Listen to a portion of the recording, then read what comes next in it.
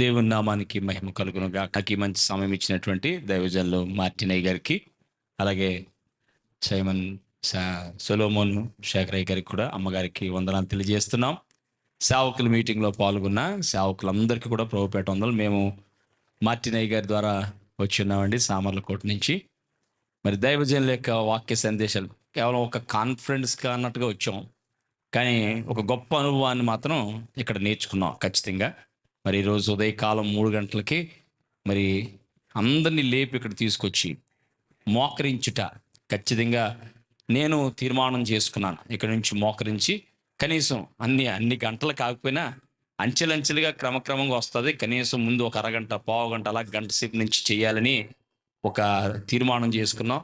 ఒక విధంగా చెప్పాలంటే అది దైవజనుడి యొక్క ప్రేరేపణే. దేవుని సేవ జరిగిస్తున్నాం. మరి నాకు కుమారుడు యూబీఎస్లో పూణే బైబిల్ కాలేజీలో ట్రైనింగ్ అవుతున్నాడు అయ్యారు.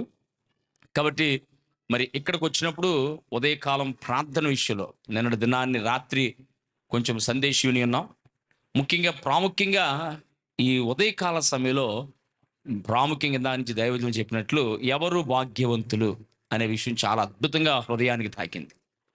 ఎవరు భాగ్యవంతులంటే అయ్యగారు ఎక్కువ తీసుకుంటే ప్రాంతంలో ముఖ్యంగా ఏయో వచనాలు చెప్పలేదు, కానీ వారి దగ్గర నుంచి నేను నేర్చుకున్న మరొక విషయం ఏంటంటే, నేను కూడా ఈ వాక్య సందేశాలు తయారు చేస్తుంటాను. శాంతి సందేశం ప్రతి ఎవ్రీ సండే నేను చేసిన ప్రసంగం, ఫ్రైడే ప్రసంగం పెడుతుంటాను. కానీ వీరి దగ్గర నేర్చుకున్నది ఏంటంటే, ప్రార్థన ద్వారా కూడా లోతైన విషయాలు బోధించవచ్చు. ప్రత్యేకమైన నోట్స్ కంటే, ఎందుకంటే పరిశుద్ధాత్ముడిచ్చే ప్రేరేపణ. ఉదయకాలం నేను వారి వాక్యం విన్నాం, ఇదే మొదటిసారి వినడం. వారి వాక్యంలో వారి యొక్క అనుభవాలు, చాలామంది ఇలా జరిగింది అలా జరిగిందని చెప్తారు, కానీ యాకోబు లేయ విషయంలో ఇద్దరు గురించి కూడా ద్వితీయోపదేశ కాండంలో ఓ ఇశ్రాయేలు నువ్వు ఎంత భాగ్యవంతుడు అనే విషయం మరలా సేమ్ అయ్యగారు చెప్పినప్పుడు నేను వెతికాను ఆ వచనం. లేయ దగ్గర కూడా భాగ్యవంతురాలు అంటారు. సో ఎవరు భాగ్యవంతులు అంటే అక్కడ కరెక్ట్గా నిజంగా అద్భుతమైనటువంటి సందేశం, చాలా గొప్ప అనుభవాన్ని ఇక్కడ మేము పంచుకున్నాం. అయ్యగారు నిశ్చయంగా మీరు పలికినట్టుగా మా సేవలు దీవించబడబోతున్నాయి. ఒకటి మీ ప్రార్థన ద్వారా, రెండవది మీ వాక్య సందేశం ద్వారా. ఈ రెండు కూడా మాకు ఎంతో ప్రేరేపణ. అంతేకాదు ఇలాంటి ఇంటీరియర్ ప్లేస్లో మీరు పరిచర్య చేయడం, మరి అనేక మంది విశ్వాసాలని ప్రభు దగ్గర నడిపించడం, ఇది చాలా శ్రేష్టమైన విషయం. అంటే అది ఈరోజు నిన్న మేము ఇక్కడ ఉండుట మాకు ఎంతో దీవెనకరం ఉంది. చాలా విషయాలు నేర్చుకున్నాం. నిశ్చయముగా మా సేవ పరిచయాలు వాటిని వినియోగిస్తాం.